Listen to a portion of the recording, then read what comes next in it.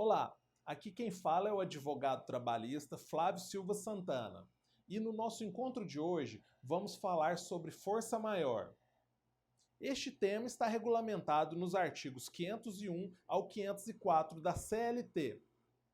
O conceito de força maior está previsto no parágrafo único do artigo 393 do Código Civil, que diz que a força maior ou caso fortuito deve ser verificado no fato necessário, cujos efeitos não eram possíveis de serem evitados ou impedidos. Já na seara trabalhista, o artigo 501 da CLT estabelece como força maior e caso fortuito os acontecimentos inevitáveis e imprevisíveis, que não tiveram relação com a vontade do empregador, e sem que este tenha concorrido, quer direta ou indiretamente, para a realização do acontecimento. A força maior poderá ter relação a um determinado fato natural, que tenha afetado substancialmente a situação econômico-financeira da empresa. E para que ocorra a força maior, o acontecimento não poderá ser previsível, mesmo que de forma mínima, e o empregador de forma alguma poderá ter influenciado, tanto direta ou indiretamente, para a realização deste acontecimento. Se o empregador for afetado de forma parcial, ele não poderá alegar força maior. Podemos citar como exemplo de força maior o atual momento de pandemia do coronavírus, ou mesmo a ocorrência de um acidente com incêndio ou até mesmo de uma inundação.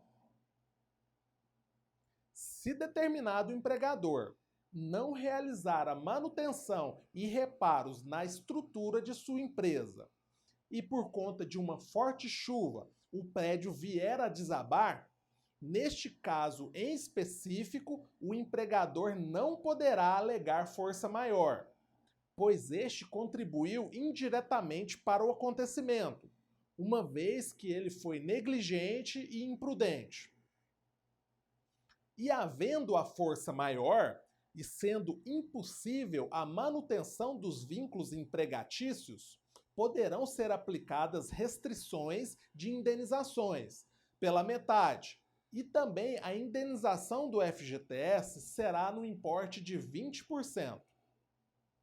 A força maior não exclui o direito do empregado a ter a indenização, e sim reduz o seu direito. É certo também que o empregado estável somente poderá ser demitido em casos de falta grave ou de força maior, conforme a redação do artigo 492 da CLT. E havendo a necessidade da rescisão do contrato de trabalho do empregado estável, pelo motivo da força maior, este não terá direito à garantia do emprego, não receberá pelo período da estabilidade, mas receberá uma indenização no valor da metade da dobrada. Ou seja, receberá as verbas rescisórias de forma integral, nos termos do artigo 477 e 478, ambos da CLT. Já o empregado que não é estável receberá a metade do valor que seria devida na indenização simples. E em relação aos contratos por prazo determinado, o artigo 479 da CLT já estabelece que o empregador que despedir sem justa causa o empregado deverá pagar a metade da remuneração que este teria direito até o final do contrato. Então, em casos de força maior, a indenização devida será de 1/4, ou seja, metade da metade. É certo afirmar que os salários somente podem ser reduzidos se houver convenção ou acordo coletivo. É o que diz a Constituição Federal, em seu inciso 6 do artigo 7º. O texto do artigo 503 da CLT, que permite a redução dos salários pelo empregador, foi revogado com o advento da Constituição Federal. Diante disso, a redução salarial somente poderá ocorrer por negociação coletiva, que deve ser feita junto ao sindicato e com a presença da Assembleia Geral dos interessados ou da categoria, onde poderá ser tratado dos limites da redução dos salários, da redução da jornada de trabalho, bem como o período que os salários permanecerão reduzidos.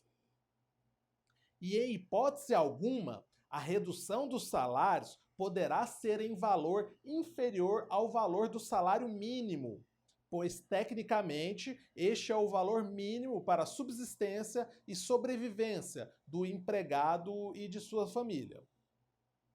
Importante destacarmos que, no atual momento de pandemia, por se tratar de um caso de grande relevância e urgência, o governo federal editou a medida provisória número 936, com efeito imediato, para regulamentar a possibilidade do empregador, durante o estado de calamidade pública, efetuar a redução proporcional da jornada de trabalho e dos salários de seus empregados. E durante a vigência desta medida provisória número 936, a redução dos salários e da jornada poderá ser feita através de um ajuste entre o empregado e o empregador, sem que tenha a necessidade de uma negociação coletiva junto ao sindicato. Vale a pena destacar que o prazo de vigência da medida provisória é de apenas 60 dias, que poderá ser prorrogado por uma única vez por igual período. Outro ponto a se destacar é o que está disposto no artigo 504 da CLT, que fala dos casos de comprovação de falsa alegação do motivo de força maior por parte do empregador.